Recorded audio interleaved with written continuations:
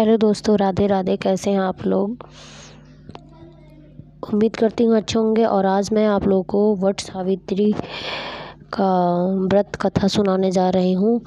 अगर कहानी अच्छी लगी तो प्लीज़ प्यारा सा कमेंट करके ज़रूर बताइएगा। और चैनल पर नए हैं तो प्लीज़ चैनल को लाइक करें, शेयर करें और वीडियो को भी शेयर करें।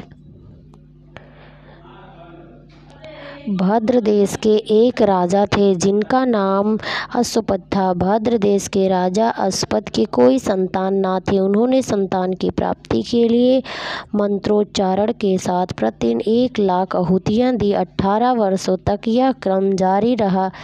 इसके बाद सावित्री देवी ने प्रकट होकर वर दिया कि राजन, तुझे एक तेजस्वी कन्या पैदा होगी।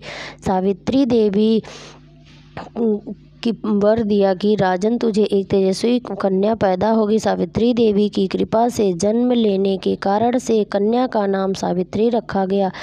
कन्या बड़ी होकर बेहद रूपवान हुई। योग्य वर न मिलने की वजह से सावित्री के पिता दुखी थे। उन्होंने कन्या को स्वयं वर तलाशने भेजा। सावित्री तपोवन में भटकने लगी। वहाँ साल्व देश के राजा घुमतसेन रहते थे, क्योंकि उनका राज्य किसी ने छीन लिया था। उनके पुत्र सत्यवान को देखकर सावित्री ने पति के रूप में उनका वरण किया। ऋषि राज नारद को जब यह बात पता चली तो वह राजा अश्वपद के पास पहुँचे और कहा कि हे राजन, यह क्या कर रहे हैं आप? सत्यवान गुणवान है, धर्मात्मा है और बलवान भी है, पर उसकी आयु बहुत छोटी है। वह अल्पायु है। 1 वर्ष के बाद ही उसकी मृत्यु हो जाएगी। ऋषि राज नारद की बात सुनकर राजा अश्वपद घोर चिंता में डूब गए। सावित्री ने उनसे कारण पूछा तो राजा ने कहा, पुत्री, तुमने जिस राजकुमार को अपने वर के लिए चुना है, उनसे कारण रूप में चुना है, वह अल्पायु है।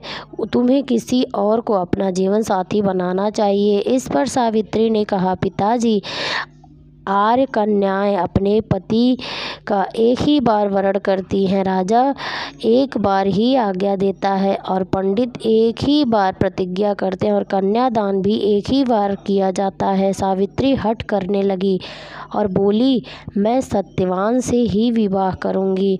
राजा अश्वपद ने सावित्री का विवाह सत्यवान से कर दिया। सावित्री अपने ससुराल पहुँचते ही सास ससुर की सेवा करने लगी। समय बीतता चला गया। नारद मुनि ने सावित्री को पहले ही सत्यवान की मृत्यु के दिन के बारे में बता दिया था। वह दिन जैसे जैसे करीब आने लगा, सावित्री अधीर होने लगी। उन्होंने 3 दिन पहले से ही उपवास शुरू कर दिया। नारद मुनि द्वारा कथित निश्चित तिथि पर पितरों का पूजन किया। हर दिन की तरह सत्यवान उस दिन भी लकड़ी काटने जंगल में गए। साथ में सावित्री भी गई। जंगल में पहुंचकर सत्यवान लकड़ी काटने के लिए एक पेड़ पर चढ़ गए। तभी उसके सिर में तेज दर्द होना शुरू हो गया। दर्द से व्याकुल सत्यवान पेड़ से नीचे उतर गए। सावित्री अपना भविष्य समझ गई। सत्यवान के सिर को गोद में रखकर सावित्री सत्यवान का सिर सहलाने लगी। तभी वहाँ यमराज आते दिखे। यमराज अपने साथ सत्यवान को ले जाने लगे। सावित्री भी उनके पीछे पीछे चल पड़ी। यमराज ने सावित्री को समझाने की कोशिश की कि यही विधि का विधान है, लेकिन सावित्री नहीं मानी। सावित्री की निष्ठा और पति परायणता को देखकर यमराज ने सावित्री से कहा कि हे देवी, तुम धन्य हो, तुम मुझसे कोई भी वर मांगो। नंबर 1, सावित्री ने कहा कि मेरे सास ससुर बनवासी और अंधे हैं, उन्हें आप दिव्य ज्योति प्रदान करें। यमराज ने कहा, ऐसा ही होगा, जाओ, अब लौट जाओ। लेकिन सावित्री अपने पति सत्यवान के पीछे पीछे चलती रही। यमराज ने कहा, देवी, तुम वापस जाओ। सावित्री ने कहा, भगवान, मुझे अपने पति के पीछे पीछे चलने में कोई परेशानी नहीं है। पति के पीछे चलना मेरा कर्तव्य है। यह सुनकर उन्होंने फिर से उसे एक और बार मांगने के लिए कहा। नंबर 2, सावित्री बोली, हमारे ससुर का राज छिन गया, उन्हें पुनः वापस दिला दें।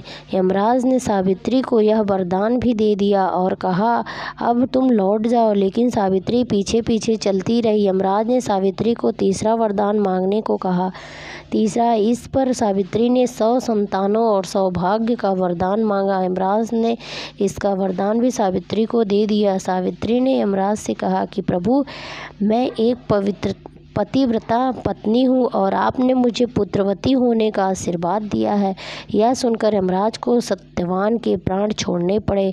यमराज अंत ध्यान हो गए और सावित्री उसी बट वृक्ष के पास आ गई जहाँ उसके पति का मृत शरीर पड़ा था। सत्यवान जीवित हो गया और दोनों खुशी खुशी अपने राज्य की ओर चल पड़े। दोनों जब घर पहुँचे तो देखा कि माता पिता को दिव्य ज्योति प्राप्त हो गई है।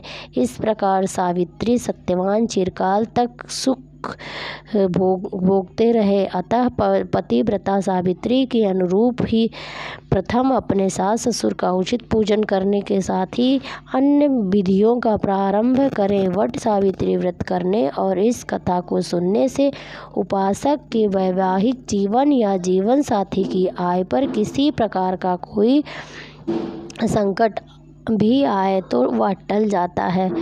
दोस्तों, हमारी ये वट सावित्री कथा का व्रत कैसा लगा कमेंट करके ज़रूर बताइएगा।